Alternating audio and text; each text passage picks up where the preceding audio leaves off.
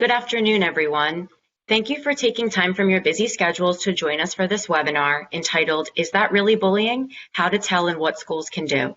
My name is Lindsay Mitros, and I am the Communications Manager for the Center for Violence Prevention at Children's Hospital of Philadelphia. Before we dive into today's topic, I'd like to address a few housekeeping items. If you are having technical difficulties, please reread your confirmation emails. The latest one was sent at 12 p.m. In the emails, you will find links to join the meeting and call-in information. You should hear the audio through your computer speakers.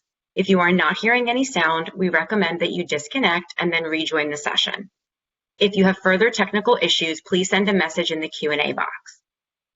If you have questions for the presenters as we go along, please type them into the Q&A box. There will be approximately 15 to 20 minutes of time designated for questions and answers at the conclusion of the presentation.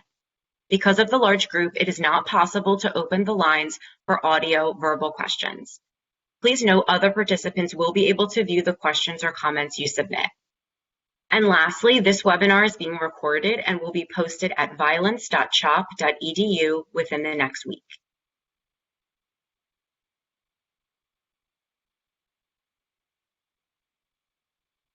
If you are a teacher, there is an opportunity to receive Pennsylvania Act 48 hours for this webinar. Additional information was provided in the reminder email sent from Eventbrite at 12 p.m. If you wish to obtain these hours, please note you must be logged on as an individual, not in a group, for the full duration of the webinar to be eligible. You will also need to complete the online evaluation by Friday, November 12th. If you have questions or experience any difficulties in obtaining your continuing education, please send an email to Madeline Smith at smithm37@chop.edu.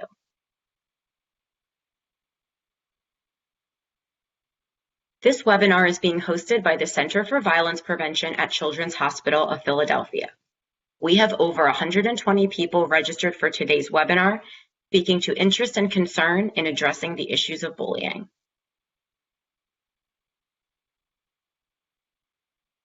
I would now like to introduce Dr. Brooke Paskewich, who will be serving as a moderator and presenter today. Dr. Paskewich is the Director of Operations for School-Based Bullying and Social Emotional Learning and a research scholar at Children's Hospital of Philadelphia's Center for Violence Prevention. Brooke, I'll now turn it over to you. Thanks. Hey, thank you so much, Lindsay. And before I get started, I wanted to also introduce my co-presenters today, my colleagues Anne Perepezko and Tracy Waasdorp. Anne is a school intervention coach here at the Children's Hospital of Philadelphia Center for Violence Prevention, and she has expertise training and coaching elementary school teachers and counselors in best practice strategies and school-based interventions for addressing peer bullying and aggression. So you'll get to hear her later today talk about some of those things. Dr. Tracy Waasdorp is also here today. She is the Director of Research for School-Based Bullying and Social Emotional Learning, and she's also a research scholar at CHOP Center for Violence Prevention. Dr. Waasdorp is also a research assistant professor in psychiatry at the University of Pennsylvania's Perelman School of Medicine.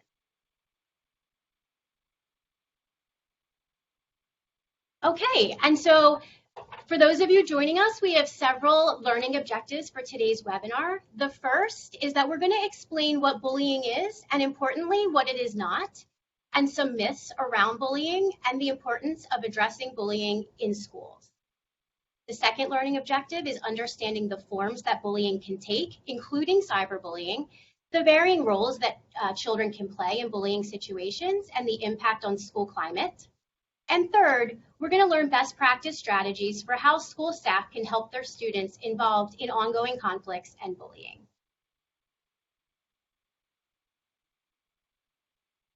Okay, so to kick us off, we thought we would just get a sense from all of you attendees. How has bullying impacted you, either personally or professionally?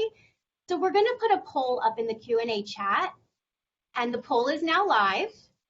And we ask that you guys look at the multiple choice questions about the varying ways that bullying could have impacted you. And let's just see if we've got some consensus around these issues among our group.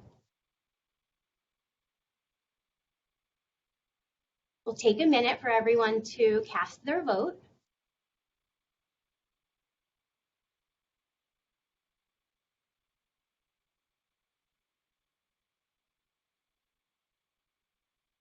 Thank you for your participation. The responses are still coming in. This is wonderful.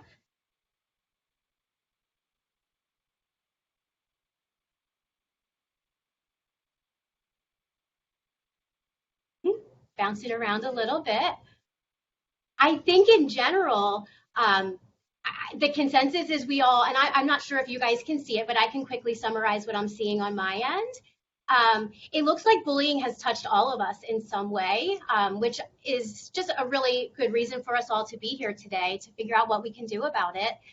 It looks like a lot of you see bullying among students at your school as the most popular answer. And people close to you have experienced bullying, either personally or professionally. Some of you have experienced it yourself when you were younger. But in general, it looks like bullying is seen either with the adults in your school or among your students. So thank you all for sharing. And we're going to just dive into, now that we know that bullying is very prevalent, we want to really think about what is it and what can we do about it. Okay.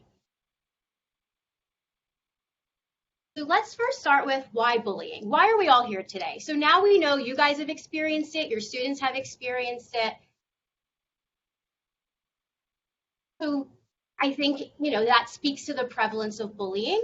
And research is suggesting, next slide, that bullying and other forms of aggressive behavior happens quite frequently, and in fact, a quarter to a third of students in grades 4 through 12 report being involved in bullying on a regular basis, and this can really cause disruption in our schools. By the time students get to high school, nearly all of them have had personal experience with bullying, either as a bully, a victim, or a witness, which is what we call a bystander. Next slide. Being involved in bullying in various roles, so either directly involved as a victim or a perpetrator, is considered a significant public health concern because it's linked with serious developmental challenges that can span across multiple domains, including social emotional well-being, academic achievement, and even general physical health. And maybe it's surprising, but even being a bystander or someone who's just witnessing bullying happening among other children is also associated with some negative outcomes, including social and emotional difficulties. And for kids who are involved in bullying when they are younger, it can lead to them having some mental health challenges in adulthood.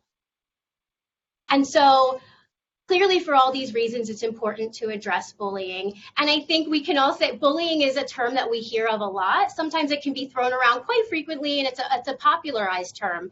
But what we wanted to do today is really discuss what is bullying and also what it is not. So our first step is to define bullying. And that is an intentional aggressive behavior that occurs repeatedly over time or has the potential to be repeated in the context of a power differential. So the three core components, which I'll get into, are repeated, intentional, and power differential. So first, let's dive into the repeated nature of bullying. So bullying occurs in cycles, meaning one child may be the perpetrator, but then they can either repeat it themselves or other children can get involved. And so if someone is teasing another child and other students hear it, they may join in. And so this makes the problem worse. And it really repeats the experience of victimization for the child that's being bullied. The other thing we know with bullying is it can follow kids across settings. So something that may start on the playground can trickle into the classroom, or something that may happen at school can trickle into the community. And similarly, if it starts in person in any kind of form or any location, it can also move online and become what we call cyberbullying. And once it becomes cyberbullying, that is where it really has the potential to spread, and it can become a 24/7 kind of experience for these kids, because things, once it's on the internet, it's really hard to take down. It's very easily seen and shared. And so the experience is perpetuated for these kids. The one thing we wanted to point out today, although a definitional feature of bullying is that it is a repeated experience, that doesn't mean that as adults we should wait to intervene until we see it repeat. I think that the core thing that we want everyone to know is it is a hurtful experience for these kids, even if it only happens once. And so we want to intervene as soon as we see it happening. It's not necessarily important to have an accurate assessment of, does this meet the definition of bullying? Is it repeated? The answer is, if you see a child experiencing this type of situation, intervene right away. That's really important. Next slide. The second core feature is that it is an intentional act. So what this means is that the actions or words or physical behaviors that are geared towards the child being victimized, they're meant to harm.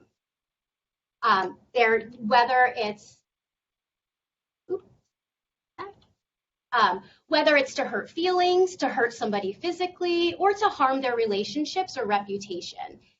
And I think sometimes what happens is when adults try to talk to a child about what their behaviors are, kids may try to dismiss it and say, oh, it was an accident or it was a joke. I didn't mean it to be hurtful.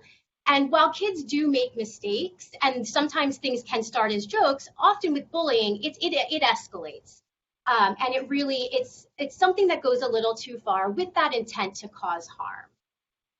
And so we want to be careful that when we see this, that we understand that this is beyond just a joke. This is beyond kids just being kids. This is something where kids are actually trying to cause harm to another child on purpose.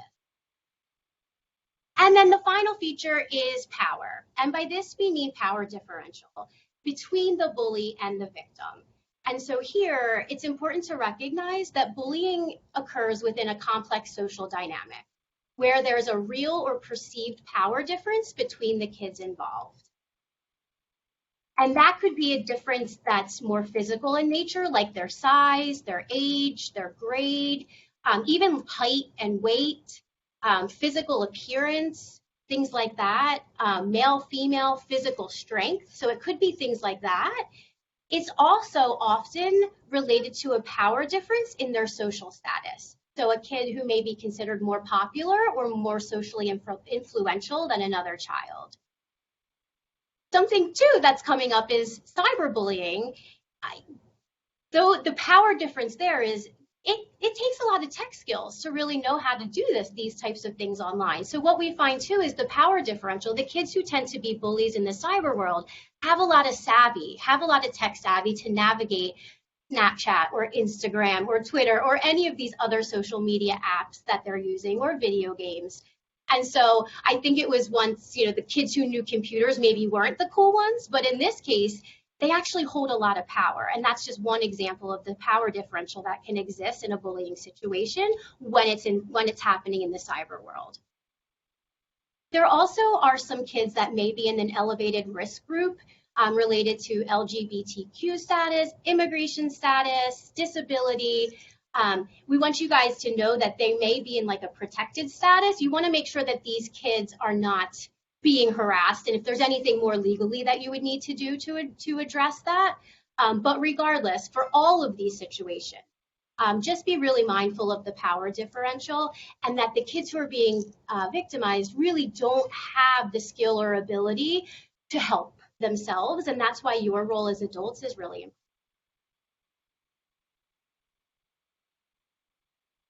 Okay, so that's what bullying is. Let's just really quickly talk about what it is not.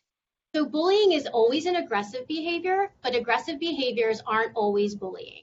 And by that we mean, so bullying really has the core features of repeated, intentional within the context of a power differential. Aggressive behaviors are just kids intentionally being mean to each other. It could be a fight or a disagreement or a conflict that can often happen among children. But we really want to differentiate that those fights, those disagreements, those conflicts are not bullying if they don't meet the definitional characteristic. However, it really does matter.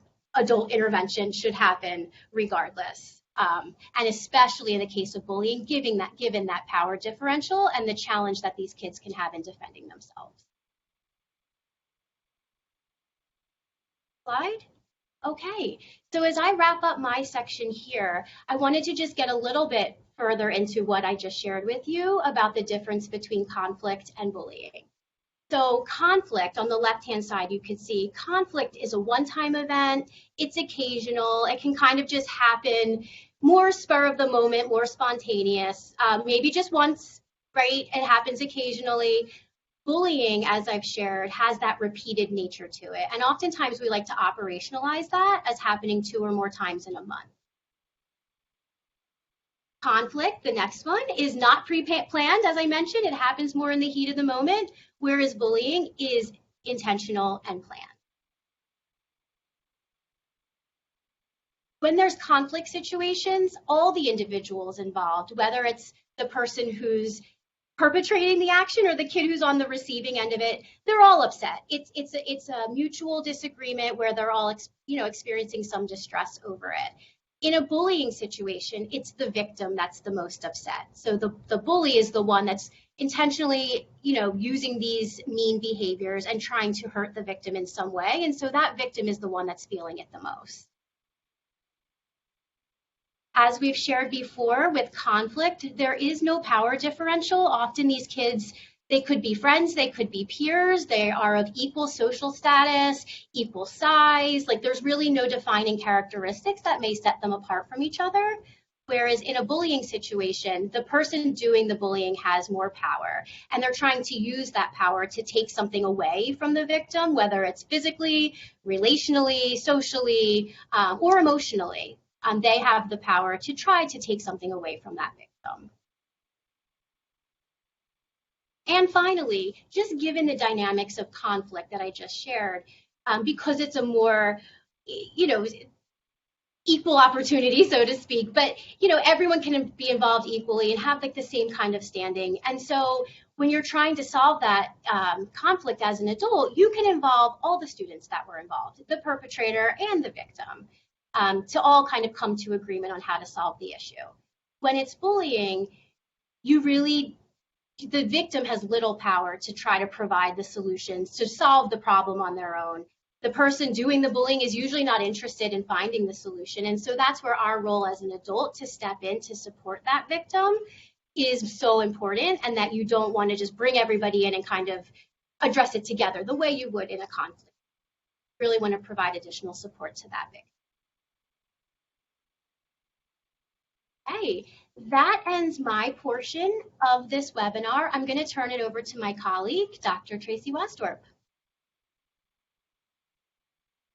Thanks, Brooke. So I'm going to be starting off by talking about the forms of bullying. And there are 2 major forms. The first one includes overtly aggressive behaviors. These ones have a distinct beginning and an end. It includes physical behaviors. They're direct, like hitting, pushing, kicking, shoving, or verbal behaviors, which are also direct, name-calling, teasing, insults.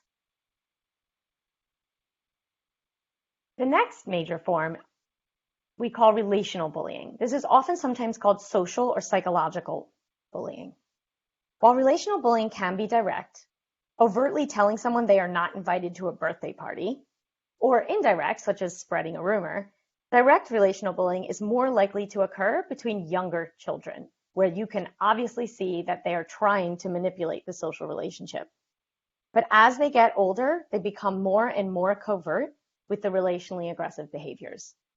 So relational aggression usually includes a social manipulation to harm that child. Again, you have to keep remembering that definition of intending to harm someone. So they do that through a rumor, through gossip, through exclusion, and withdrawal of the friendship, or even threatening to withdraw the friendship. They do all of this in order to harm an individual. These forms are often difficult for school staff and even parents to identify it, and it's not usually as disruptive in the classroom because they're really good at social manipulation.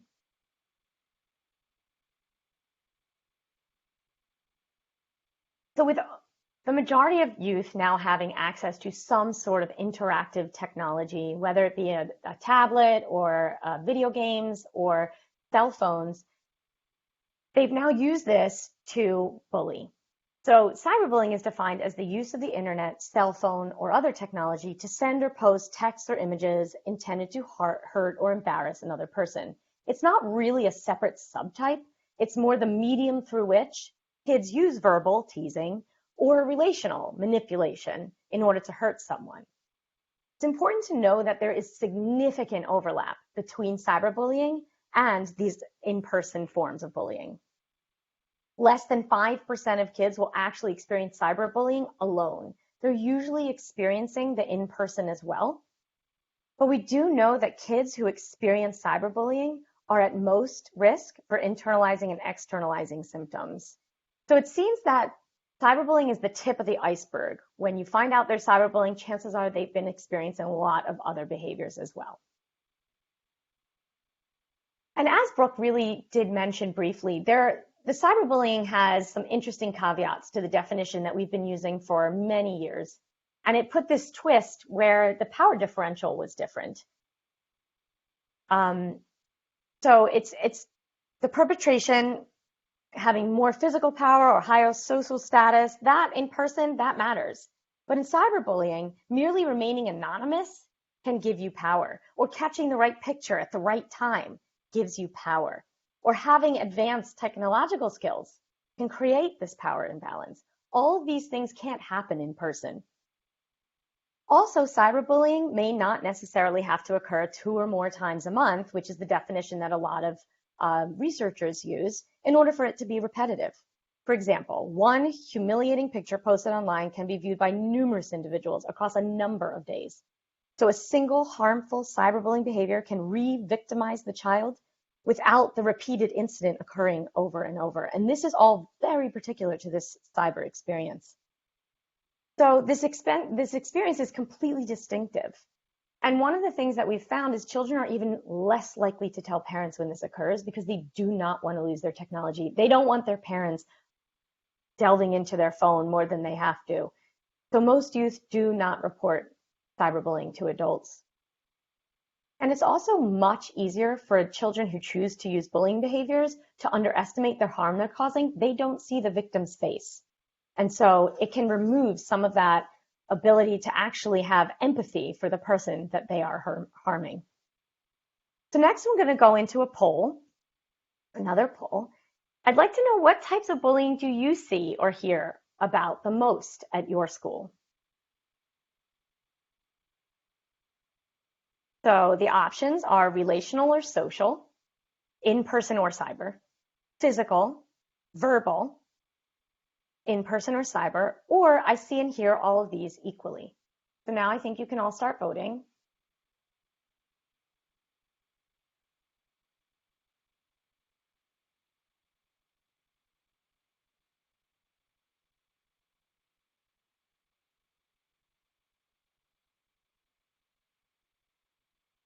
I'm just watching it go up and down. I'm pretty sure you all can see it too. It's bouncing between, okay, pretty cool. It's clearly going in the direction of what the literature suggests in most cases, that, well, now it's bouncing back down, but verbal is often one that people will notice the most, and relational. And as they get older, verbal and relational are often seen the most, because children start understanding that they're going to get in more trouble if they use physical. So yeah, the physical is definitely the lowest. Great. Next, we're going to go into the myths and the facts that go along with bullying. These are things that we've often heard, and we just want to talk a little bit about what these myths are and some of the reasons why these things are absolutely not true. So the first thing we often hear are bullies are loners, or bullies often have no friends. But there's no one type of bully. Some children choose to use bullying behaviors because they're repeating how they are treated. So for example, I have been neglected from going to a party, I've been excluded, and now I choose to exclude somebody else in order to get them back. So sometimes it's a reactive form of bullying. Some bullies actually seek out ways to use their strengths. So this is a proactive form of bullying. They're using this behavior to climb a social ladder. They need to have friends in order to do this. Or they need to use their physical strength to aggress against somebody else. So they're seeking out ways to use their bullying. they're actually often confident and socially successful.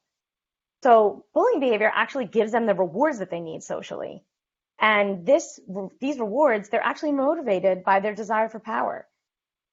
So often bullies are viewed as popular, and in order to maintain this popularity, they continue to use the bullying. So they're not often loners, and they often have friends.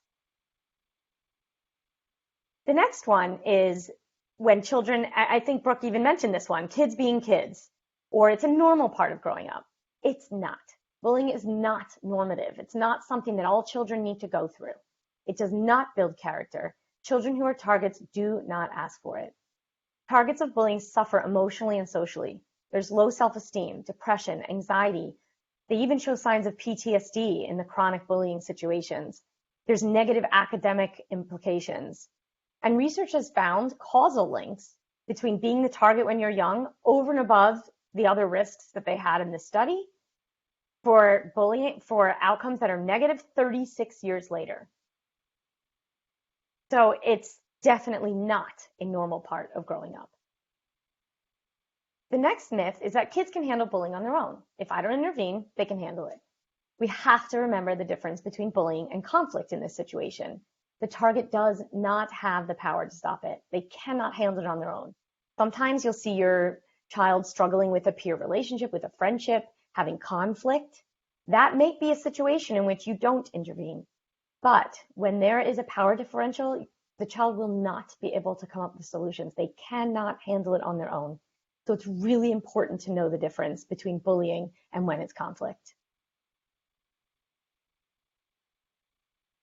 And finally, bullying is easy to spot. I think sometimes people think, if it was in my classroom, I'd see it. Or if it was my kid, I'd know. But kids don't often tell, and they're also really good at hiding it. So children who bully often have high social skills. It used to be that we would think children had lower social skills, but this isn't the case. Specifically with relational aggression, the ability to manipulate is a strength for some of these children. And their abilities can go both horizontally towards their friends, they can manipulate them, and vertically. They're good at manipulating adults too. So awareness of the subtle behaviors is really going to be key in being able to see it. So next we're going to just briefly talk about who is at risk for bullying. So this is a little bit further into what Brooke has been saying too. It's children with notable differences. So being overweight or obese, LGBT youth, over 85% of them, if not more, are reporting being a victim of bullying. Sometimes when the children are younger, you'll see it more gender nonconforming behavior. So they aren't necessarily labeled as LGBT, but there's some of the gender nonconforming behaviors will cause them to be a target. Having some sort of physical or cognitive disability, recent immigrants, all of these things will put children at an increased risk for being bullied. Children with poor emotion regulation skills or impulsivity are also more likely to be victimized. So a child who really has trouble holding back when they're going to cry all the time, or a child who has depression, or a child who's super anxious, these children are at an increased risk. Similarly, children with ADHD who have impulsivity problems, they are going to be more at risk for bullying. And children with poor friendship quality, they've just found that children who have at least even one friendship, you can decrease their chances of bullying. So children who have poor friendship quality are also at risk for bullying.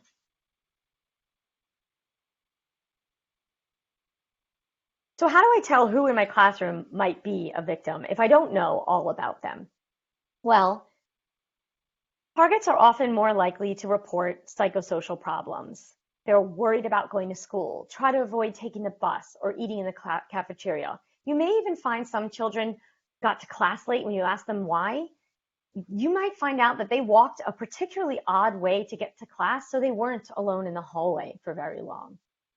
They'll also report somatic symptoms, maybe repeated health complaints, sore throats, headaches, nausea, poor appetite, going to the nurse a lot, sleep troubles. And they're also going to have a higher likelihood of making up illnesses, stay home during school days.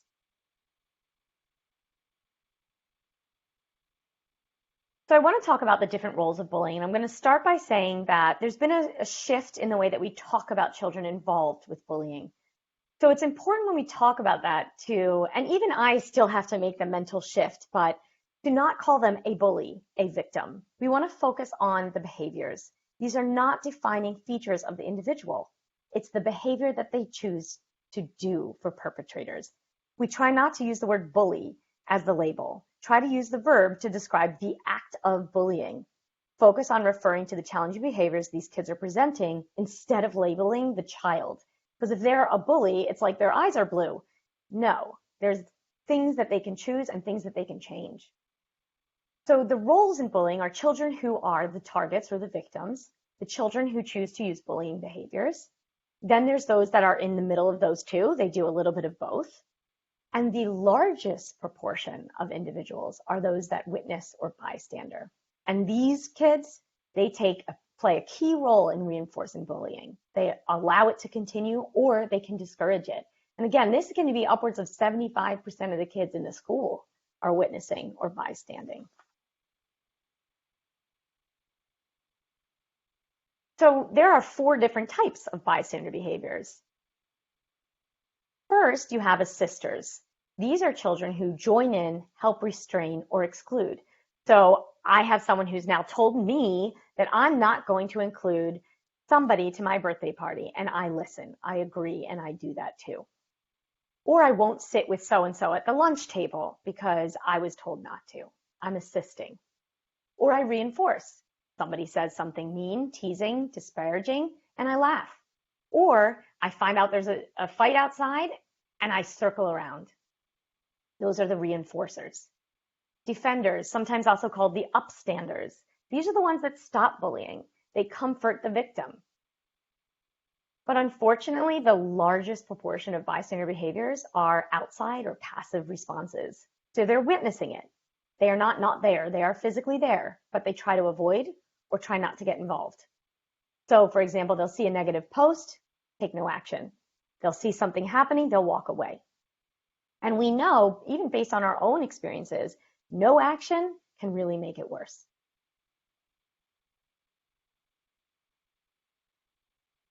So where does bullying occur?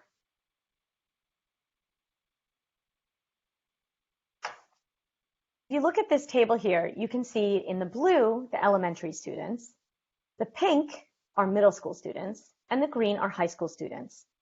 You can see slight variations across elementary, middle, and high school, but there are clear, consistent locations that are problematic. So students spend the most of their time in classrooms. So you can see the rate there is pretty high. But it's more likely to actually occur during transition times in the less structured environments where there are fewer adults per student. And this would include the lunchroom, the playground, the hallways.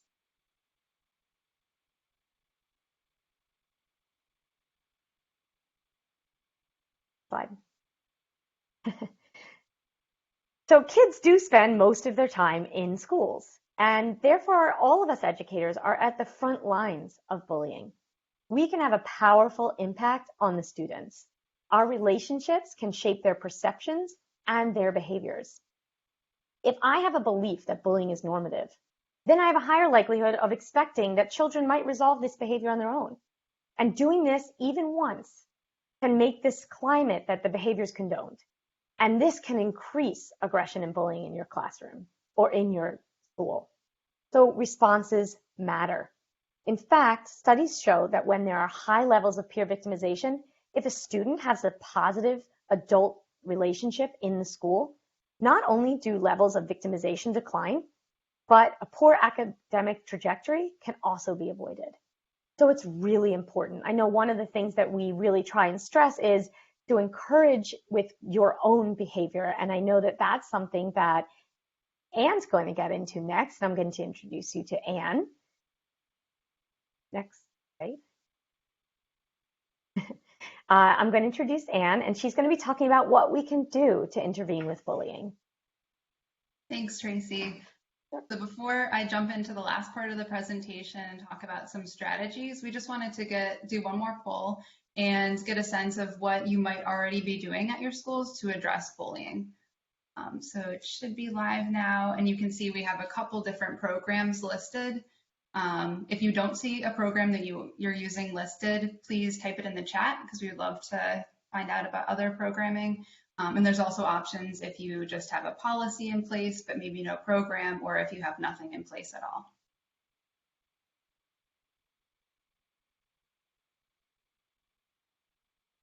Right, so far it seems like people have policies against bullying behaviors, but maybe no specific programming.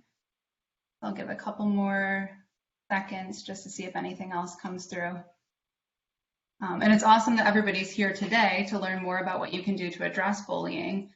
We can definitely give you some ideas that might supplement existing things that you have in place, or to give you something to start fresh.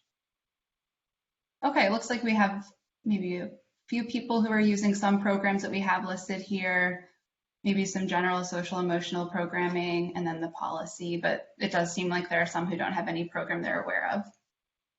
So that's great. So we can start off and go to the next slide. And what I wanted to do before talking about some specific recommendations is to summarize some of the things that we don't recommend, some strategies we don't recommend. So overall, when you're addressing bullying in schools, it's really important to be less reactive and less punitive in your approach. It's also crucial to stick with something long enough to see change. So with this in mind, I'll just go through some of what we have listed here. So one thing we don't recommend are brief assemblies or one-day awareness events. These are unlikely to significantly reduce or prevent bullying problems at the school. Instead, it's better to implement something that involves the whole school in an anti-bullying effort, and that's longer in duration and more extensive in scope. Another approach we don't recommend is using zero tolerance policies. So these are the types of policies that are really strict and have a harsh punishment, and they might have automatic suspension as one of these punishments or something that's really harsh. So research shows that these types of policies do little to nothing to help anybody who's involved in a conflict, so targeted students or students who are doing the bullying behavior. They also often send mixed messages to students and families about how these issues are being handled, and it might actually reduce reporting of bullying incidences because there's this fear of punishment involved. A third approach that we don't recommend is grouping students together, the students who bully together. We wouldn't want them to be grouped together because often they might bully, brag about what they do to bully, and this can be a negative role model among their peers, which can then reinforce antisocial or bullying behavior, which we're trying to stop. We also discourage providing details on bullying-related suicides. Sometimes there's a tendency to use fear-based approaches when discussing bullying and emphasize a causal association between suicide and bullying. And while these are two complex issues that definitely should be addressed, schools have to be careful about the contagion effect regarding suicide, which is when exposure to suicide or suicidal behaviors within one's peer group or through media lead to an increase in these types of behaviors. And then lastly, it's not a good idea to hold conflict resolution or peer mediation. So this is something that Brooke talked about a little bit more in detail, but this type of intervention requires equals in a conflict. And with bullying, there's that power imbalance. So this type of response also sends the wrong message to students who are involved and can really cause further harm to the student who's being bullied by making them feel worse about the situation and themselves. So then we can go to the next slide and I can talk about some general core components that we recommend when addressing bullying. And this isn't on the slide, but I just wanted to reiterate something that Tracy had said about the locations. So when you're thinking about having interventions in your school, you want to make sure that you're including all locations in the school. So as she mentioned with that graph, there are higher occurrences of bullying in those unstructured, less supervised areas. So just keep that in mind when you're approaching, thinking about an approach. So multi-component programs are really helpful to implement in schools because it involves a lot of different participants that are working toward the same goal. So maybe a goal of addressing bullying. So it's helpful to have training for all school staff. That includes aides, teachers, counselors, administrators, everybody who's involved with the students. It's also good to have activities for both students and parents, so they're getting the same information about how the school is addressing bullying, and it just gives them more tools for how to respond because they often want to know, and parents want to know how they can help. And then having school-wide initiatives so that everybody's on the same page. In addition to taking a multi-component approach, it's important to put in place a continuum of positive supports. This can foster a better school environment and encourage students to follow the school's expectations about how to reduce bullying. So focusing on broader climate of the school, encouraging positive staff and student relationships, and increasing adult social and emotional responsivity are all ways to reduce and prevent bullying. And then lastly, we recommend utilizing data-driven processes when addressing bullying to evaluate program effectiveness. So this is just really helpful to give you information about first what's important in your school and what people think should be addressed. And then it helps you figure out once you implement something if it's actually effective or if it needs to be adapted. So you might do this by collecting anonymous surveys from school staff and students so that they can tell you what they think is important to address. And it can also be something that you do once you implement a program. So you're collecting data on measuring if the program's successful, seeing if bullying reports are decreasing, or if people are feeling better and safer at the school. Then we can go to the next slide, and these are just some other things to consider at the school level. So you want to make sure that you have a focus on SEL skills or social emotional skills. As I think Tracy mentioned earlier, their research has shown that there are long and short-term positive impacts of having social and emotional skill building opportunities, including academic performance improvements and decreases in behavior problems. It's also really important to establish comprehensive systems that support and reinforce positive academic and social behavior. So you're making sure that students know what's expected and that they're encouraged to work toward these positive goals. Also, we'll talk a lot about relationships because that's such an important piece of addressing bullying, but helping students feel connected to school staff can help them feel more comfortable going to adults if they see a problem or are part of a problem. This can also help with peer relationships, which is great because those who feel more connected to their peers are more likely to utilize defending bystander responses. And then, like most things, change doesn't happen overnight. So it's important to be patient when you're trying different things out. Sometimes it can take about 3 years for you to actually see an impact from a program. So it's important to invest in programs and implement them with fidelity and just be patient with seeing the results. We also want to make sure that adults and other individuals in a student's lives are sending the same message about bullying. So making sure you're coordinating classroom, school, and community-wide interventions so that everybody's communicating that same positive message. And then lastly, school-level approaches should implement universal prevention efforts. And I'm going to talk about an example of one of these approaches on the next.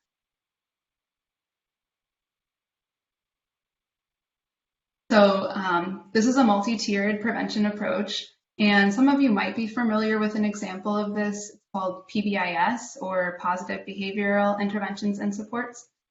So these types of approaches are data-driven, they're problem-solving frameworks, and they have a goal of improving outcomes for all students. They rely on a continuum of evidence-based practices that match student needs. And what I'll do is just go through each of the tiers and talk about how it can be connected to bullying. So first we have the universal tier, which is tier 1, and this is targeted at the largest group of students.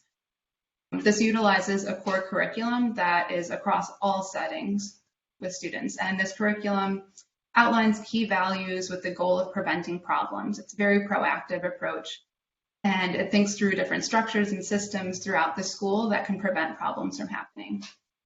So related to bullying, you might have a specific expectation for how students act and treat with each other. You might have something like use kind words, keep your hands to yourself, always show respect for others. Consistency is really important in this tier, for this tier to work, because you want to make sure that all staff are communicating the expectations and that it's displayed throughout the school, so students are seeing it and hearing it all the time. Then we can go to tier 2, which is the selected group of students. So this is targeted at students that need a little bit more support with developing some of these skills. So it could target students who are exhibiting bullying behaviors or students who tend to be targeted more, and it could help them build those social emotional skills in a smaller group. So because of the selected aspect of this tier, students are able to practice more and get feedback on areas that they could improve in. So there's a lot of benefit to that. And then we have the last tier, which is the indicated group. And this is the smallest group of students, very resource intensive, and tends to have an individualized approach. So this tier might involve individual counseling that's delivered to students who are bullying or students who are being targeted. It also might involve family and community-based services or trauma-informed programming for frequently victimized youth. And as I previously said, it's a data-driven approach. So again, you want to be tracking how things are going, monitoring things in each tier. So you might be asking questions like, how many students are following the expectations, or how many reports are being made about different issues like bullying. And then this data can be used to assess if the interventions within each tier are effective or if they need to be adapted. And then we can, thank you. So as you can see, we covered a lot on the previous slides about different approaches that you can have that are more preventative in nature. And this is the goal. We're trying to work toward preventing bullying and not having to stop it, because we hope that it doesn't exist. But we want to move from this reactive intervention to a more proactive approach. So to get to that point, we know that we need to address bullying when it's happening and to build student, staff, and parent skills and knowledge about bullying. Go to the next slide. Thank you. So we know it's a very complicated task, and we know you're here today to learn more about it, which is really great. As we have gone through the different strategies and make recommendations for school, we keep in mind how busy your days are, you know, that you have a lot of other demands. So when we go through these different strategies, I just want you to know that it gets a little bit easier and feels more natural over time. And on this slide, we have a diagram that shows how we think about approaching bullying. And this is actually used by one of our programs, the Bullying Classroom Checkup Program. Brooke and Tracy are two of the investigators on that program, so if you have questions about it, feel free to ask. But the diagram just shows how we think about addressing bullying. So it's helpful to think about it as an iterative process. You have to keep going through, using, and building upon it to see success. And each one of the components is really important. Having positive behavior supports, thinking about school climate, and building teacher-student relationships. They're all critical when addressing bullying. And I'll talk about them a little bit more on the next slides. Okay, so again, we have some more prevention and intervention things. We touched on this earlier, but just making sure that you're setting up expectations early in the school year. It's very important to do that so that students are starting off the year doing things the right way and these rules can focus on desired social behaviors. And then, like I said before, it's helpful to post them for students to see. So they're hearing it from teachers and other school staff, but you're also showing them in different rooms throughout the school. These expectations can then be reinforced throughout the year. Oh, actually, it's still on the other one. Thank you. These expectations can be reinforced throughout the year. So you can do this through teachable moments. So maybe you notice that students are having trouble with certain rules and you just want to correct that behavior in the moment and tell them, like, this is how you would follow the expectation in this setting. It's also important to practice in different school settings. So for example, going to the cafeteria and having students practice expectations in that setting. So maybe you have expectations of being safe and respectful and including everyone. So when you're in the cafeteria, you might have them practice safely lining up without bumping others, or being respectful to staff and who are giving directions, or being inclusive at recess. So there's also a great opportunity to have rules to prevent or address bullying. So when you're thinking about bullying, you might have expectations like treating everyone kindly or using appropriate language. So in the next several slides, we're going to talk about some more specific strategies that help build social skills in students. And we did pull these strategies from some of our work with school children who tend to be younger, but they can definitely be adapted for older youth if that's who you work with. Right, so also there's flexibility with how these can be taught. We have some of them categorized as individual supports and classroom strategies, but they can definitely be mixed. So first we have a couple individualized supports. So these can take place during pullouts, meetings, or referrals to school-based mental health programs or outside agencies, but teacher and school staff can also help students one-on-one develop their coping skills. And generally speaking, all students benefit from stronger listening and communication skills, being able to manage anger and cope with different situations. But specifically students who are involved in bullying situations, both the students who bully and the students who are targeted might be lacking in these skills. So it's always helpful to have some more support for that. So you can encourage these skills in the moment. If you see two students who are navigating a conflict and trying to talk it out, you can mention that they're doing a great job listening to each other and let them know that you are there for support if they need it. If you feel like the students in conflict need more support from you, you can also model assertive communication skills. So saying something like, "I'm upset to hear what you just said to her. Teasing is never okay. Our class has a rule to only use positive words about others." So making it clear that you don't like what is going on, and then bringing it back to those expectations. So you're always revisiting stuff that was put in place to be preventative. So these approaches work for conflict where there's no power imbalance. But if you do witness a bullying situation, there would need to be a different approach. Instead, if you're addressing a bullying situation, it's really important that both the student who bullied and the targeted student know that you're available to talk, but that you're not okay with the behavior you're witnessing. If possible, it might be helpful to set up time with them so you can meet with them individually. You can encourage the student who bullied to think of ways to repair the harm and reflect on their actions. And then you can make it a point to check in with the student to remind them you care and can be trusted. We can go to the next slide. So coaching students to think before they react can be another way to prevent some bullying situations from happening. So you might be thinking of students right now who tend to always think that people are out to get them, and they might just have that line of thinking all the time. So both people who bully and victimized kids might have something that's called a hostile attribution bias, and that leads kids to misread, or people to misread situations. So for example, if a student gets bumped into in the hallway, they might assume that it was done to them on purpose, even though it was an accident. Or if they walk into a room and see two kids whispering to each other, they might think, oh, they're whispering about me, it's gotta be about me, and it's something bad. So youth who bully often complain that people are always unfair to them, and they use this to rationalize their own negative behavior. So something you can do to work with students who need more support with this is to help them notice when they might be overreacting to something in their peer circle and how they can interpret it differently.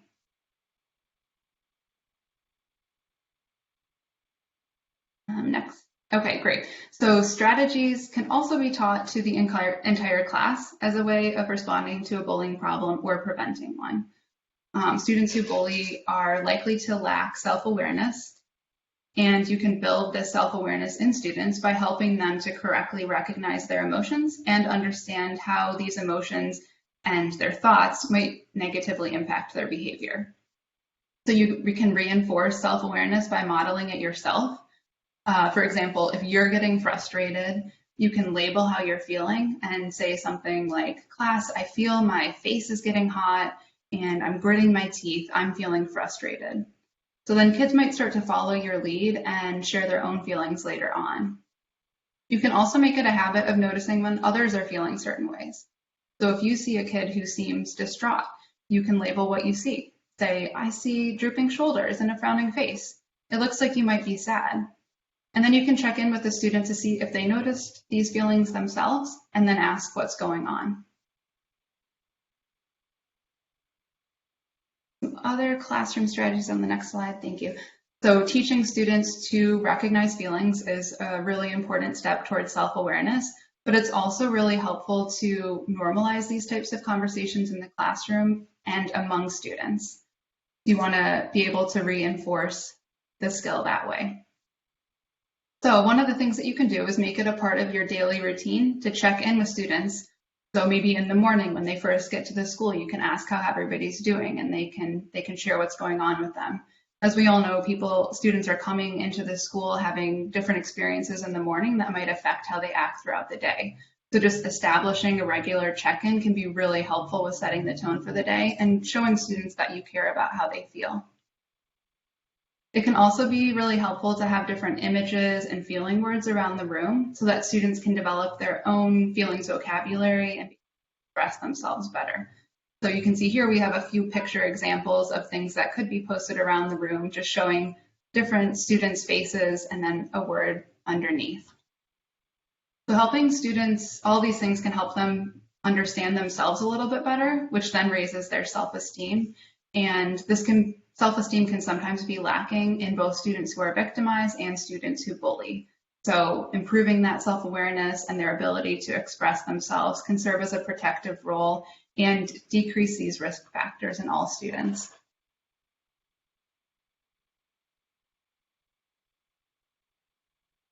All right, next slide, please. Awesome. Okay, so along with self-awareness, it's important for students to have social awareness. So this is the ability to empathize with and take the perspective of others. It can be common for children who bully to lack empathy or guilt, and this can limit their ability to feel what a victim is feeling. So it can be really hard for them to see the harm that they're doing. Social awareness not only helps students who bully, but it's also connected to positive bystanders, which is definitely something that we want to build more of and encourage students to be. You can promote social awareness by encouraging students to notice how others are feeling and supporting students by checking in with each other. So helping them say things like, "You seem down today, is everything okay?" Or even if students seem to be feeling upset about something, helping students recognize that person might need some space, so let's just let them have some time to calm down. And then making it a point to notice when students are doing this and praising them for that positive behavior. There are even some fun games. Oh, still on the other slide, sorry. There are even some fun games that students can play to practice reading each other's facial expressions and body language. So one thing that you can do is have a student go to the front of the class and act out a feeling until someone in the audience can identify what they noticed about the student's face and what they noticed about the student's body, and then try to guess, like, oh, I think they're demonstrating this feeling. Right, next slide. Thank you. So we talked about some other skills that are really important, and self-management is another one. I know Tracy touched on this. This is the ability to regulate emotions, thoughts, and behaviors, and it's important for all students. But there is a correlation between lack of emotional regulation and students involved in bullying situations. So often children who bully have problems with impulsivity, and targets of bullying may have poor response inhibition, meaning they easily show when they're upset by someone trying to get a rise out of them. So being able to have students practice different ways to calm down and encouraging them to use these strategies in real situations will make it come more naturally to them in the future and improve their reactions in different situations. So some of these strategies might include taking deep breaths, thinking about relaxing things or places, maybe like their bedroom or the park, counting or talking to themselves out loud or in their head. So they can say phrases that are calming to them, like, "I need to calm down," or "You can do this," or "It's okay, don't worry about it." Timing is really important when you're teaching calm down strategies. You can't teach it to somebody who's in the middle of a meltdown because they're not going to be able to process that information. You want to make sure that students are calm when they're learning the strategies for the first time. And then once they find a strategy they like, they can practice it when they are upset and see how it works. This can be another thing that can be helpful to build into a regular routine. So you might want to work in calm down strategies when students seem stressed, or maybe when they're coming from a situation that might have been involved a conflict. So sometimes coming back from lunch or recess or gym, those can be more stressful times. So you can have them choose a strategy that they like, and then everybody in the class can calm down together.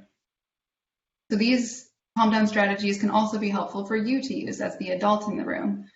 As we know, there are sometimes children who have these emotion regulation difficulties can cause adults to get frustrated or angry. So just remembering that those calm down strategies are there for you to use, and that you should find one that works for you. And then you can also model this for the students. So if they're seeing you feeling upset about something and then you use a calm down strategy, then they might be more likely to do that in the future. Thank you. So I just wanted to spend another slide talking about relationships because of how important this can be in preventing bullying situations. So relationships with students can strongly influence peer social interactions. So if there tends to be harsher discipline that is taking place by different school staff, this can lead students to think that they're not supportive, and it can actually lead to higher levels of bullying in the school. Also important to note, students who are victims of bullying and have poor relationships with their teacher are at an increased risk for psychosocial distress like depression or academic decline. So building these positive relationships early can have a positive impact on all students involved in bullying. Some ways that you can strengthen student relationships can be seeking student input by using a suggestion box for feedback, including students in the development of rules and consequences. So at the beginning of the year, when you're setting some of those expectations for how to act in different settings, you can involve students in that development. You can also identify one student a week that you might want to get to know better, or do something like writing a class newsletter, sending personal notes home. All of these things help build connections with your students and help them feel more connected to you, your class, and the school. Also, when you're thinking about bullying, it's important to reflect on what you consider worthy of intervention. So when we were talking about the different types of bullying, there do tend to be those ones that stick out a little bit more and are easier to detect, like the physical or the verbal bullying. But I know from the poll that people are seeing a mix of different things.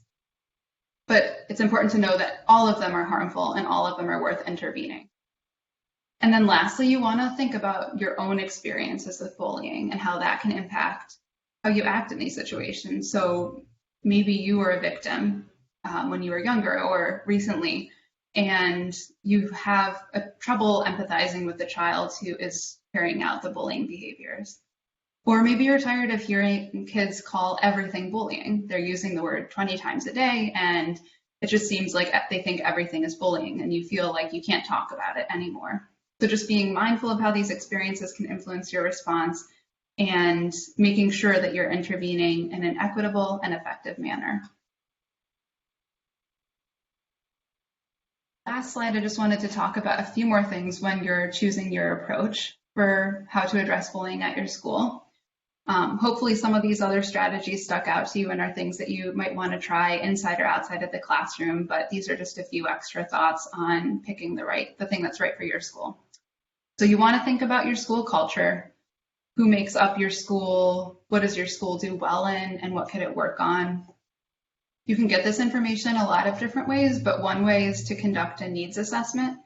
So this can be an anonymous tool that can target staff, students, and parents. And it might ask questions about how safe do people feel in the school, or do they have thoughts about existing bullying interventions and if they're effective or if they're not effective. Involving all school staff is important, like we talked about earlier, but sometimes you need a group that can spend some extra time on this bullying prevention effort. So maybe they would be responsible for things like training others on strategies or displaying the signage that I talked about, like having the expectations posted on the walls, or reviewing data, because sometimes that can take time. It's also worthwhile to set aside time for teachers to dedicate for teachers and students to dedicate time to implementing these SEL programs and strategies. And then while everyone's working together to address bullying, you want to make sure that there is strong communication occurring among staff. You want all staff to know what the plan is and what their role is in it, and then who they can go to with questions for support, which brings us to support. So as I said before, we know how many demands are placed on teachers and other school staff. So you want to think about, when you're thinking about adding something else in, it can often feel overwhelming or frustrating, especially if you've seen programs come and go and you're not seeing any improvements. So it's important for these concerns to be heard and addressed. And sometimes to help with this, it might be good to have a committee of stakeholders. This can just help with program implementation and make it a little bit stronger. And then lastly, when you're thinking about integrating this type of programming with existing supports in the school, you want to make sure that you are building it into what is already working. So often schools are trying a lot of different things at once to prevent violence and promote a safe learning environment. But having so much information and programming can be very overwhelming for school staff. And this often leads to poor implementation of a particular program, and it could also result in program turnover. So integrating bullying prevention efforts with other school-based programming can build upon something that students and staff are already aware of and know is effective, and it can make the approach in general feel less overwhelming, and it can also improve your chances of seeing a positive impact. And then I think Brooke was going to take the next slide just to say some thank yous. Yeah, thank you so much, Anne, and also Tracy. So to everyone who's here today, we hope you really got something meaningful out of this. I think you can tell Tracy and I did a lot of the foundational, definitional, research-based stuff, and Anne did a wonderful job with the more applied material and things that hopefully you found useful, either for your knowledge or to put into practice in your schools. And so we hope you really enjoyed it. Before we close out today, we wanted to just do a quick thank you to a couple things. We also wanted to highlight some resources that we have available for you, and then we will do some Q&A at the end. So I just wanted to now take some time. So Anne, Tracy, and I are part of a large and diverse team of researchers and interventionists here at the Center of Violence Prevention at CHOP. And so we are very, very grateful to CHOP for providing us funding for our really important work. We are also fortunate to have a lot of external funding through federal means, whether it's NIH and National Institute for Child Development is another one of our current funders. We've had Department of Education funding in the past, which has been instrumental to our work. We have foundation funding through the Pew Foundation and also Coles Cares, and also have some private family donations that have come in over the years to really support our work. And so we are grateful for it. I think, as you heard today, all of this work is really, really important. And so the fact that all these funders are also seeing the importance of it is wonderful, and that you guys are here today to learn more about it. So thank you to our funders. Thank you to our wonderful team of school-based bullying prevention experts, interventionists, research assistants, investigators. We're really grateful to be part of such a wonderful team. So here, we really encourage you to look at violence.chop.edu. We have some wonderful resources for you as educators, as parents, whatever your role may be in the lives of children. We have a lot of really useful resources. The first thing you'll see on the website, or one of the things you'll see on the website, is the list of bullying prevention programs that our team is implementing here at CHOP and in our local Philadelphia community. We have Friend to Friend program, which is focused, it's an indicated program, a small group intervention that also has a universal component for all boys and girls in the classroom. So it's a really nice blend of targeting maybe the higher risk kids as well as their classmates. We have other universal classroom-based programs. One is called Praise. And then we also have a teacher-focused intervention called the Bullying Classroom Checkup, which Anne mentioned as part of her presentation. And a lot of the strategies that Anne touched on today are also incorporated into our programs. So if you wanted to learn more, that is available. We also have a bunch of fact sheets available on the website. And they range anything from what is bullying, so a lot of what I covered today, how do you stop bullying, what can you do to help victims. We have fact sheets specific to relational bullying, to cyberbullying. And then remember, Tracy and I mentioned too, there's certain groups of children who are at higher risk for being victimized. And so we do have a couple fact sheets for those targeted populations, including weight-based bullying, LGBTQ issues, and skin and hair conditions, which could be another type of characteristic that would increase the risk of children being victimized. So we do encourage you to look at those fact sheets. Some are adult focused, some are children, focused for children. So a good wide range of resources there. Wanted to draw your attention to the bullying prevention workshops for parents. These were just put up within the last year. They are wonderful. They are PowerPoint presentations, much like what you saw us do today, but geared towards parents. And they also have useful supplemental materials and resources that parents can use. And they cover things like handling cyberbullying, handling conflict, and also handling bullying, because as we discussed today, it's really important for parents to understand the difference between conflict and bullying and to have strategies to address both types of situations. And helping children manage their feelings, which, as you heard Anne say, sometimes emotional regulation or impulsivity or stress management can be an issue for kids and is involved in bullying among children. And so we do help parents learn how to help their child with those issues. We also have a stress management and mindfulness workshop for parents themselves. Oftentimes parents, all of us, can benefit from that type of skill development. Okay, so we wanted to just really make sure that you guys saw our website, violence.chop.edu, is chock full of resources for you, and we encourage you to look there. We will also be posting a video the recording of this webinar and also the slides today. I think one of the things that came up in the chat that one of you asked, thank you so much, is would you have access to the slides? Yes, you will. So if you look in the chat, Lindsay, one of our moderators, gave information for how to sign up for the blog that we have through the CVP. That will alert you when all the webinar materials have been posted. And it's also a really great resource for ongoing information about this topic. Okay, so we can open it up. We have about 15 minutes. The chat has not, I think we answered one or two of the questions so far.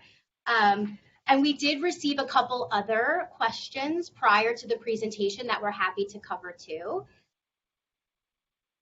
So one of the questions that early on was, presenters, do we all want to turn on our cameras for this part of the webinar? We can. Sure. Okay. Here's where we introduce ourselves. You've seen our faces with our bios, but now you can actually see us in real life. And so bear with us as we navigate the Q&A in real time. But one of the questions that came up in the chat that was also asked prior to us starting today was, do you have programs that you would recommend? And the person in the chat was particularly interested in one that would be applicable to everyone, so whether it's parents or teachers or students. And so maybe we can just answer broadly, like, so what do you recommend for schools and program implementation? We can tell you what we think about that. Yeah, I can start with that. So we don't personally recommend one specific program. We do have programs, as Brooke explained, we have a bunch of programs that are on our website. They're not one size fits all. Some programs will fit your school for different reasons than others won't. So it's important to look into the research behind the program that you're selecting. There's websites out there. One of them you could Google is called Blueprints. Blueprints will help you find I think it's University of Colorado, and they will help you select different problems, and in different programs that are evidence-based will come up. So we don't really recommend one specific program, but we do suggest selecting a program that has research evidence to support it. We also recommend starting with the Committee of Champions, because as Anne suggested, everyone's kind of spread thin, especially these past few years. And so people that really are passionate about this topic will drive it further. And that they'll also help to make sure that it generalizes across the different settings. But it's really important to remember to include those places like lunchrooms and hallways where you want to incorporate into a larger program these areas and the people that are navigating these areas, like the lunchroom staff. You want to recognize that while the majority will benefit from a well-implemented evidence-based prevention program, there will be some children that need additional supports.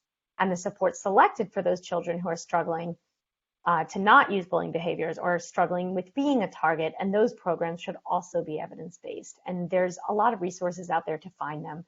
StopBullying.gov has probably a links to go to, and you can reach out to us and we can send you some links as well. So it's also really important that whatever program you choose, you could try and use some data to see if the program's working as intended, such as a quick pre-survey of the behavior you want to change, and then giving the survey again at the end of the year to see if anything has shifted. You can also find ways to do broad school-wide measures for staff and students on the schools so you can target areas in need. So that's my basic answer to that one question. I think there was another one about high school. So you could tell that a lot of our experiences are very focused on elementary. A lot of our programs are in elementary youth. So we do, a lot of our strategies focus on things that are very specific to elementary school, but I think that knowing and talking about emotions in middle school is still very much appropriate, and the relationships that you need to form across middle and high school is still very appropriate. I think what's important to know is that while rates of bullying in general will decrease in high school, it's often those that have persistent and chronic bullying by the time it gets to high school. So you're dealing with children that probably have that PTSD, that have those issues and really are struggling to navigate it, and might internalize really well because that's how they've coped with the problems that have been going on. And as you know, if you're in high school, they're probably less likely to come to you unless you do forge that relationship, because I know with teenage children, they're much less likely to come to you in general. So if you don't force that communication to say, I'm here on the good days and I'm also here on the bad days, I think that that's what shifts. And programming at the high school level does prove to be a little bit difficult. I know that there's a lot of research right now going into that. Programs are more effective for younger grades, but that doesn't mean we shouldn't do it. It could mean that more targeted approaches are necessary for children struggling on both ends. But yes, so that's the answer to the high school question. I'm trying to see. And I can just add for the high school part, some of the things that might be a little bit more translatable. They'll have those routines in place. So having the check-ins with the students that's regular, like Tracy talked about, just making it more of a norm for your classroom, or even having those structured times for calming down can be really helpful as well. Brooke, I did notice a question that's specifically from a social worker about a social worker who encounters children of all ages who experience bullying and resources. I think that Brooke can reiterate some of the resources that we have. Yeah, so thank you for this question. So I would really encourage you to look at violence.chop.edu, and there are a ton of informational fact sheets and then parent workshops that are available really to help parents help themselves and also their children who are experiencing bullying. So again, violence.chop.edu. I can also, so on that website, you would make sure that you're on the, I was taking some notes because I want to make sure I tell you all how to get there correctly, but once you go to violence.chop.edu, make sure that you're on the Center for Violence Prevention main page. And then you can go to educational resources. Okay, so educational resources. And there is where you're going to find a bunch of things. So we've got resources for families there. And that is anything from school district, local, state, national resources. There's also a list, especially for those who are here in Philadelphia, there's community-based resources available to you. So some organizations here in the city that focus on bullying and bullying prevention. Also specific providers or practices who address social emotional skills, bullying, behavioral health. So we have those really concrete examples available for you there. And also there's some resources for New Jersey too. So for those of you who are just over the bridge in New Jersey, there's also some resources for New Jersey. And then the workshops and the fact sheets that I had mentioned to you guys, those are in the Violence Prevention Educational Tools menu. So we've got resources for families and educational tools. So those would be the two places to look for all sorts of resources for parents and families. Awesome. I saw that somebody asked any tips on how to talk to middle school students about bullying. I feel that it is the one topic that students do not like to talk about. They don't often engage in discussion about it. While I think it's very important to label things as bullying, I also feel like talking about it more broadly might be helpful. So if you talk about peer relationships in general, what do healthy relationships look like? What do they feel like? What do they not feel like? What are they not supposed to feel like? So I think that when you start there, you can start broad and they won't shut you out completely because you're just talking about peer relationship, your friendships. Let's talk about what do you guys do in the weekend? You start talking broadly and then you start focusing in on what it looks like when it really isn't healthy.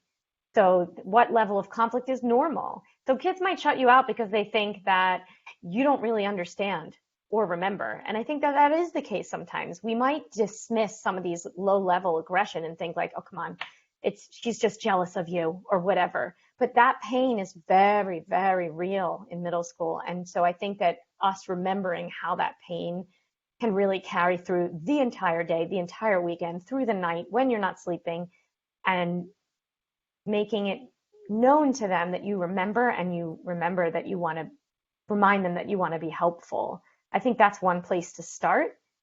And then I think that'll open the communication. So that way, when there is bullying, when there is behaviors that they are uncomfortable with, they will come to you. And I'm going to shove it to anyone else on the team that might feel you want to add any more tips for talking to specifically middle school students. Yeah, I can add a little bit. I think you covered pretty much everything, but one thing that I would just emphasize is to continue to show students that you care. So that goes in line with just having that really strong relationship, because once they have that connection, it'll make it easier for them to engage in a difficult discussion. So even just going to them and saying like, oh, I noticed that you seem a little bit down today. What's going on? And just opening that door so that they know that you want to talk to them about what's going on with them and that you care. And then hopefully in the future, they'll get a little bit more comfortable with it. And I think something that we just want to, one of the things that we want to make sure to stress is sometimes they try and scare children into talking about it. So maybe showing a video on suicide or some of these extreme cases, and we really do not recommend that. We really suggest coming at it from a more positive approach about healthy relationships and how we don't really want to have bullying, focusing on how we can be positive bystanders, upstanders, rather than scaring them into believing that bullying is bad. I think that, or is associated with something extreme. So I just want to reiterate that. You're welcome. Thank you. Thank you for saying thank you. We have about 5 minutes left. I think maybe, I think we've addressed everything in the chat, but maybe Anne, Tracy, and I think one of the things, we recognizing a lot of you are educators, teachers, counselors, and you're very busy. We've stressed that all throughout. I know Anne stressed it in her part of the presentation. And so I guess recognizing that you are so busy, what are some things that you can do, right? What are some feasible things that you can do? And so Anne and Tracy, I know that you guys had some thoughts. If someone says, I don't have time, I have to get to my Common Core, I've got my academics, what can I do to address bullying? And maybe we can end on just some really high level pointers for what you all, everyone in attendance here, plays such a valuable role in preventing bullying. And there are some things, just high level things that maybe you could walk away with today to supplement Anne's really, really wonderful presentation. And I think building off of what Anne said, show them that you care. Show them that it's not okay. So I think even a response in the moment to say, that type of behavior is not allowed in this class. How would you feel if somebody did that to you? Like something that's quick and in real time, because the risk of just saying, leave that outside the classroom, we don't have time for that. The risk is it can inadvertently signal to kids that maybe you don't care or that those behaviors are okay. And then it creates a climate in your classroom where kids think that bullying is okay to do. And maybe the kids then don't feel safe. And so there are some things that you can do as educators that are really quick that you can just integrate into your daily practices without having to take a ton of time, but that can let kids know that that type of behavior is not okay and that it's hurtful. Tracy and Ann, do you guys have anything else to add to that? Yeah, I mean, I can just reiterate that having those clear expectations that you set at the beginning of the year, that's really important. And it might seem like it takes time at the beginning just to get kids used to what the expectations are and practice with them so they understand what it looks like in different settings. But in the long run, it's really, really helpful because you can, in the moment, reference them and say, hold on, you're not following that expectation. This is what should have happened. And then kids get a little bit more comfortable with it and know what to expect. And you can reinforce it by praising them for doing the right thing. So that can be something that takes a little bit more time at the beginning, but in the long run can save you a lot of time and prevent a lot of issues from happening. I feel like you guys covered everything. So I think that, yeah, I think it was great.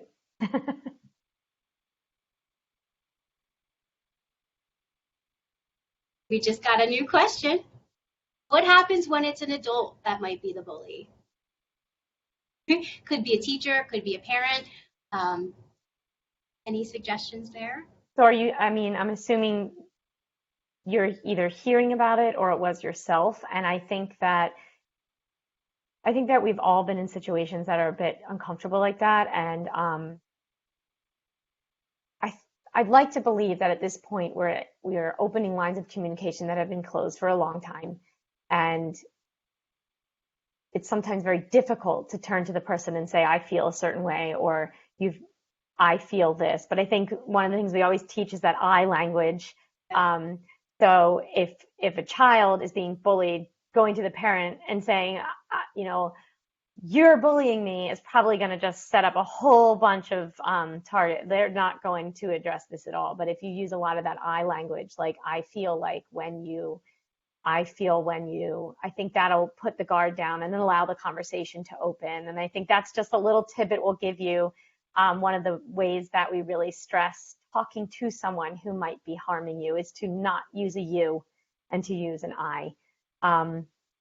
Real briefly. And a lot of the stuff that both Ann and Brooke talked about is very close and near dear to the BCCU program, the Bullying Classroom Checkup Program, and the book that is one of the resources about how to briefly deal with bullying in your classroom when you've got so much going on that you don't have time to implement some huge program every single time there's an issue. So I think we should leave it with that. I don't know if Brooke wants to. Yeah, and Tracy, thank you for mentioning that. On the resource slide, when you do obtain the video recording of the webinar, but also the slides, there is a reference to the book that Tracy just mentioned. It's Preventing Bullying in Schools. Tracy is an author on that book. It's wonderful. You, for attending today, can get, there's a code, PBIS 21. You will get a 20% discount at checkout if you purchase the book. So that would be another wonderful resource that we wanted to share with you. So please look for that in the slides once they're posted to the website. Preventing Bullying in Schools is what the book is called. So it is 5 o'clock, and so we are going to just end the webinar now.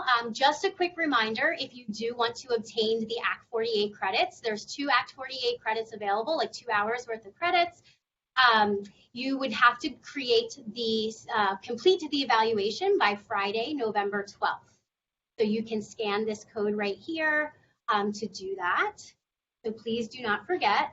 And we just wanted to thank you all again for being here today. There was a lot of you. You guys were so engaged. We really enjoyed presenting it to you. And we think it shows just how important an issue this is and how interested everyone is in addressing bullying. So thank you so much. Thank you to Ann and Tracy, my co-presenters, for being here today. And thank you to you, Brooke, too. Thanks, Brooke. Yeah. Any follow-up questions, comments, anything with the Act 48 stuff, you can check the email that you did receive today around noon, and Madeline Smith would be there to answer any questions. She can also direct you to us if it's anything that we can help you with. So again, thank you all so much for being here today. And this concludes our webinar. Thank you.